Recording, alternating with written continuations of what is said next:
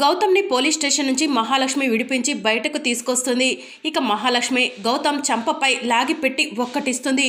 నువ్వే కదా నా కన్న తల్లివి, నాకేదైనా ప్రాబ్లం వస్తే నువ్వే కదా సాల్వ్ చేయాల్సింది అని చెప్పి గౌతమ్ మహాలక్ష్మిని అడుగుతూ ఉంటాడు. నేను డబ్బు కోసమేరా మీ నాన్నని నిన్ను వదిలించుకుంది అని చెప్పి మహాలక్ష్మి చెప్తూ ఉంటుంది. ఇక అప్పుడు సుమతి అటుగా నడిచి వెళ్తూ మహాలక్ష్మి అలాగే గౌతమ్ మాట్లాడుకుంటున్న మాటలను వినేస్తుంది.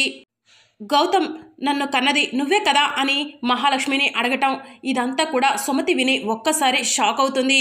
ఇక సుమతి టెన్షన్ పడుతూ షాక్లో ఉంటుంది.